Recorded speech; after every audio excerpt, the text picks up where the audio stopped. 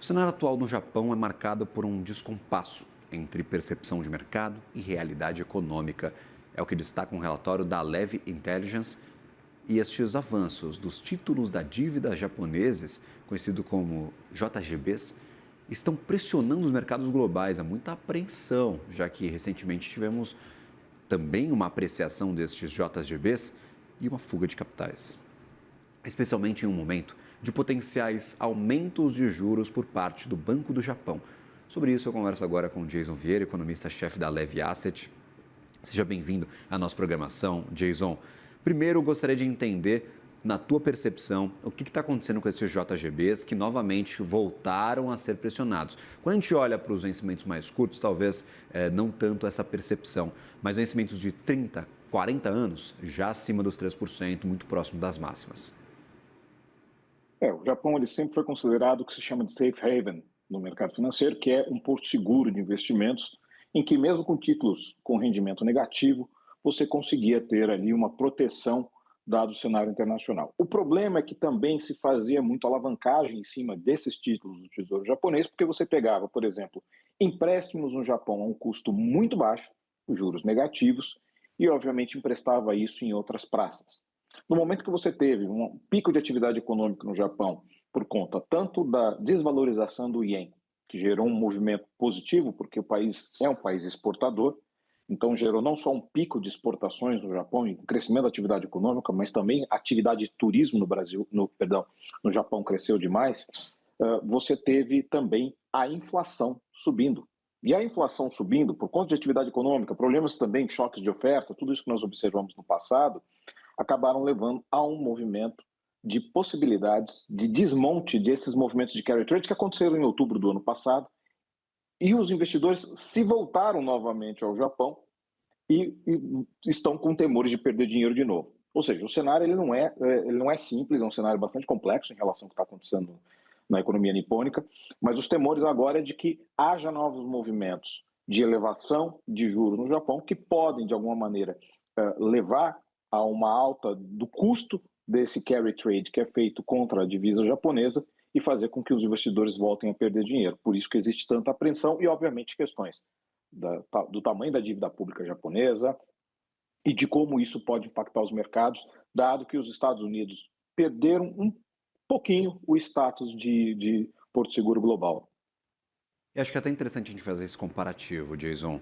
A percepção é de que talvez o Japão também tenha perdido este status, pelo menos um pouquinho, de porto seguro global, de safe haven do mercado.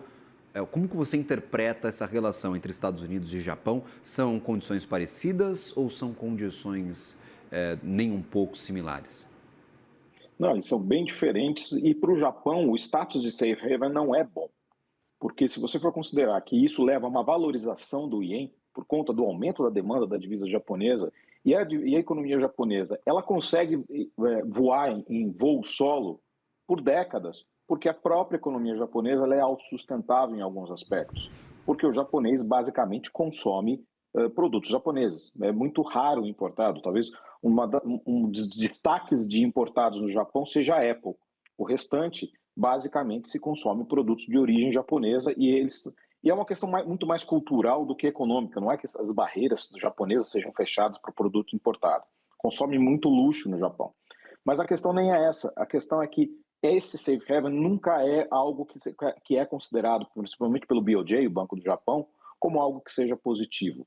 E é diferente as características porque ali é um dinheiro de baixo custo em um local seguro. Nos Estados Unidos, na verdade, você vai pela busca efetiva de mercados. Então é um safe haven, você vai buscar a segurança do mercado americano, mas também você tem um mercado de renda variável muito pungente, você tem taxas de juros consideradas historicamente elevadas nesse momento. Então, se a gente for comparar nesse tipo de status, os Estados Unidos tem uma preferência em ser esse safe haven, é proporcionalmente muito maior do que qualquer outro país do mundo, mas são, digamos assim, são eventos diferentes que levam ao investimento em cada um desses países. Perfeito. E quando a gente olha, por exemplo, da dinâmica de carry trade, você ainda enxerga um efeito global do que acontece com os JGBs e a taxa de juros no Japão Como que a gente consegue comparar estes dois mercados, o resto e o mercado japonês? Porque quando o Banco Central japonês, alguns anos atrás, já havia dado indícios de que mudaria sua política monetária, que é historicamente ultra frouxa, nós tínhamos taxas negativas, até a crise da pandemia, até a inflação começar a subir no Japão. Desde que ele deu esses indícios, a gente viu um desmonte de diversas posições. O carry trade relacionado à economia japonesa ainda é fator primordial para a gente entender a dinâmica de outros mercados, Jason? Sim, porque é o que faz o diferencial do Japão. Porque as taxas japonesas, ainda que tenham se elevado a níveis positivos, ela continua ainda muito atraente. Então, aquele desmonte que a gente observou em outubro do ano passado, que deu um shake-up monstruoso no mercado, todo mundo assustou, aí movimentos disparados do ien, tudo isso, esse movimento ele se desfez lá atrás, mas ocorreu outro carry, trabalhando em cima de uma taxa um pouco maior, mas que ainda, de certa maneira, ela é atraente. Ela era muito mais atraente porque ela era literalmente negativa, né? Agora ela é atraente porque ela é baixa, mas de qualquer maneira você ainda tem indícios que o Banco do Japão possa tentar de alguma maneira subir de novo a taxa. Tem um impacto óbvio que deveria ser, que é diferente, como falei, no Japão. Num país como o Brasil, você eleva a taxa de juros, você aumenta a atratividade dessa taxa de juros para os investidores estrangeiros e você leva, em tese, uma valorização do real, dado que essa taxa de juros mais alta atrai o capital estrangeiro e para você entrar num país com qualquer coisa, a primeira coisa que você compra é a moeda. No caso japonês é diferente, porque o que atrai no Japão é a taxa de juros baixa. Então, uma elevação de juros no Japão teria o efeito contrário, ele teria o efeito de valorização do ien. Perdão, de desvalorização do ien. Porque aí você tira a atratividade desse carry trade, você sai do Japão e aí você, obviamente, você cria um movimento em que o dólar se valoriza e isso acaba, de certa maneira, beneficiar. Então, são coisas muito características da economia japonesa. Por isso que eu digo que há uma diferença muito grande entre o safe haven americano e o safe haven japonês. Eles são muito diferentes. E é nesse aspecto que fica. Aí começa a vir as histórias. Ah, mas a dívida pública japonesa, 200%, e como é isso tal. E aí, quando a gente observa as características da dívida pública japonesa, acabamos vendo que uma parcela muito significativa da dívida pública japonesa, obviamente, está na mão dos japoneses. Não só isso, você tem também as questões de que o Banco do Japão ele é sui generis, porque ele investe em ações, ele investe em ETFs, ele investe em diversas outras coisas que outros bancos centrais no mundo não investem. E outro fator importante, o posicionamento do Banco do Japão agora, ele ainda está, de certa maneira, frouxo. Ele ainda está achando que... O Ueda recentemente falou assim, não, talvez nós precisamos manter uma política estimulativa, isso porque já teve aumento de salários, coisa que é raro no Japão, a inflação já chegou na meta que eles estavam esperando, já há algum tempo, mas está ali dentro da meta, mas eles continuam insistindo numa política super frouxa.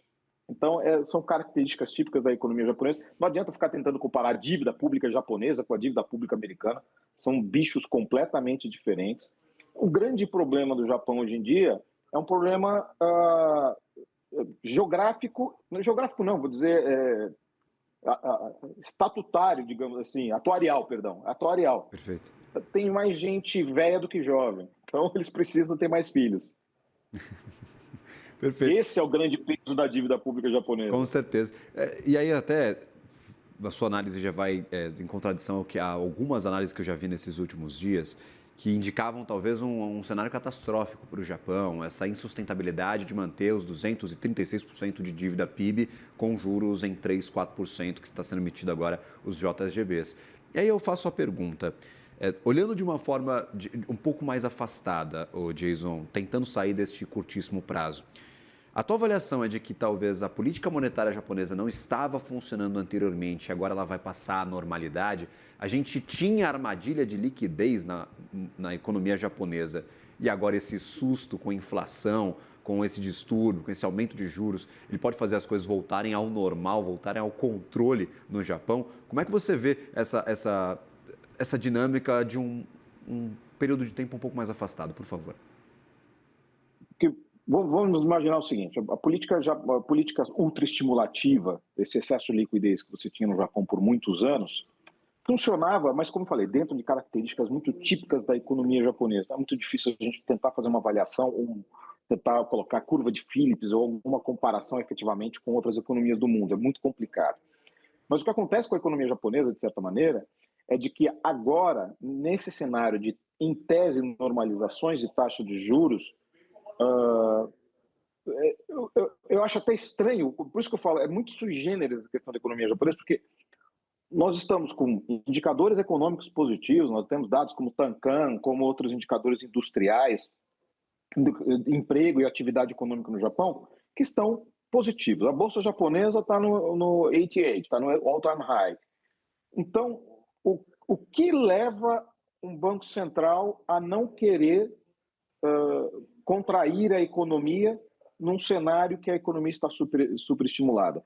Qual o impacto disso na percepção de carregamento do custo da dívida, de uma dívida de 30, 40 anos do Tesouro japonês? E aí a gente começa a pensar o seguinte, o custo de carregamento da dívida, a gente está falando de uma taxa de juros absurdamente ainda baixa. Então, a gente começar a fazer uma profecia do caos, que a economia japonesa não vai ser sustentada por causa da elevação de juros, este não é, os juros não são não é o problema da economia japonesa, as características da dívida pública. O problema da economia japonesa, ele continua sendo um problema populacional, que não é, por exemplo, pior do que o problema na Espanha, o problema na Itália. Todo mundo gosta muito de falar do problema japonês. A Espanha tem hoje em dia um problema populacional muito maior que o problema japonês. A Suíça tem um problema populacional. Só que a diferença, por exemplo, do Japão para outros países é que o Japão não é um país aberto à imigração. Não que ele não seja aberto à imigração, é um país monocultura. E por ser um país monocultura, ele demanda que você se adapte exatamente a uma cultura que é uma cultura disciplinar, é uma cultura com muitas características coletivas e tem uma língua muito difícil. Eu falo japonês, é uma língua complicada, é uma coisa que você precisa praticar com constância, porque você, male você esquece, a formatação dela é diferente. Então, essa exigência de que você se adapte ao Japão para poder viver no Japão é o que complica aumentar o número de pessoas no Japão que está sendo necessário. Há incentivos do governo do número maior de filhos, com incentivos a escolas, incentivo a creches, incentivo até pagamento de dinheiro. Tenho amigos que moram no Japão, brasileiros casados com japonesas, e que têm 2 filhos e recebem dinheiro do governo, tudo. Mas, de qualquer maneira, isso não é ainda sustentável no longo prazo. Então, é isso que eu digo. Sim, existe uma questão do custo de carregamento da dívida? Sim, mas é uma taxa de juros muito baixa. Mas existe o custo do tamanho da dívida? Sim, ela é 200 e tanto por cento há décadas. Há muitos anos nós falamos a mesma coisa, nós estamos profetizando o fim da economia japonesa por conta dessa questão da dívida. Mas a questão da economia japonesa é que ela é uma economia muito madura e ela já está o que nós chamamos em voo de cruzeiro há muitos anos. O problema do voo do cruzeiro é que você nem sobe muito, você não tem muito espaço para subir, e para descer você precisa só chegar no destino, ninguém sabe qual que é o destino. Então vai ficar num voo de cruzeiro muitos anos, um crescimento relativamente baixo, autossustentável, como se tem em diversos aspectos. Como eu falei, o problema da dívida, a dívida americana, ela é mais problemática em alguns aspectos do que a dívida japonesa, porque 80% da dívida americana ela está na mão do público, mas esse público ele tem, por exemplo, há um desmonte forte em nível global das posições chinesas em treasuries. Já as posições japonesas, elas afetam muito o câmbio, mas como eu falei, uma parcela muito significativa de toda essa dívida está na mão do público japonês, está na mão dos fundos de pensão japoneses, está na mão do próprio japonês. O problema é que daqui a pouco vai ter um problema no Japão, exatamente, de população e de arrecadação. Perfeito. Você fala da língua, faz mais de 5 anos que eu estou estudando, Jason, eu estou patinando, eu não consigo sair do lugar, então é um negócio bem difícil, viu, meu amigo? É realmente complicado essa integração, esse país monocultura. Gosto de Nihon é o karimasu, né? Chotô. Nada bem que hoje tem macho. Nossa. Meu querido, um abraço para você, meu caro. Prazer enorme tê-lo por aqui, nos ajudando a entender essa dinâmica da economia japonesa. O que está acontecendo com os treasuries de 30 anos, lá na casa dos 4% quase. Então, vamos ainda acompanhar esses desdobramentos. O que o Banco Central vai fazer com a política monetária do Japão? Vai subir o juro para quanto? Como é que o mercado vai reagir a isso? Sempre bem-vindo à nossa programação, meu caro. Uma ótima tarde a você. Obrigado, até a próxima. Valeu.